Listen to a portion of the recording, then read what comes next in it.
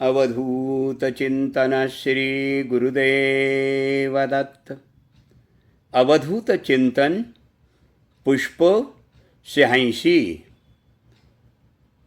वक्रतुंड महाकाय सूर्यकोटी समप्रभ निर्विघ्नं कुरु मे देव सर्वकार्येषु सर्वदा। ओम गणपतये नमः। गणेश पूजेशी संबंधित काही विशेष गोष्टी आज आपण पाहूयात। गणेश पूजेशी संबंधित काही गोष्टीकडे विशेष लक्ष दिल्यास गणपती बाप्पा आपल्याला अनुकूल राहतील, प्रसन्न होतील। शास्त्रानुसार गणेशाच्या सर्व शरीरावर आयुष्य आणि ब्रह्मांडाशी संबंधित खास अंग विराजमान आहेत। गणेशाच्या पाठीचे केव्हाही दर्शन घेऊ नये। गणेशाच्या पाठीवर दारिद्र्यता म्हणजे गरिबी निवास करते, त्यामुळे गणपतीच्या पाठीचं दर्शन केव्हाही घेऊ नये।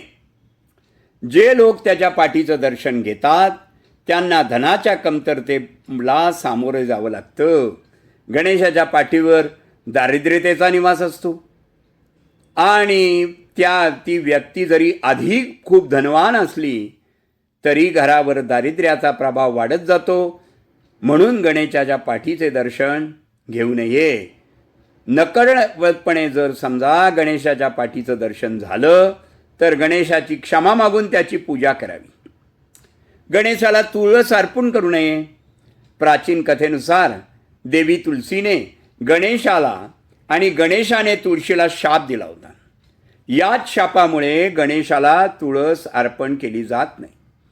महादेवाप्रमाणेच त्याचे पुत्र गणेशाला केतकीचे फूल अर्पण करू नये।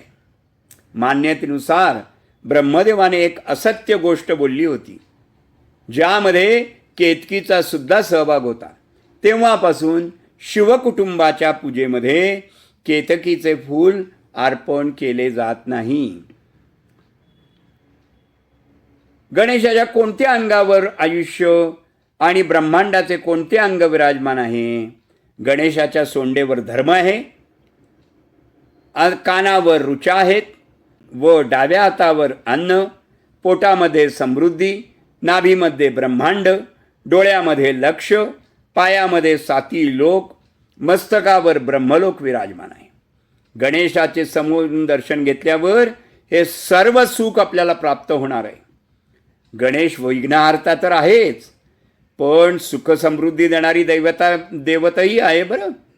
म्हणून गणेशाची मनोभावे सेवा करा आणि काळजीपूर्वक ज्या वरील गोष्टी ज्या आहेत त्या टाळा। यश नक्की येईल। कल्याणमस्तु, कल्याणमस्तु, कल्याणमस्तु। शुभं भवतु, शुभं भवतु, शुभं भवतु।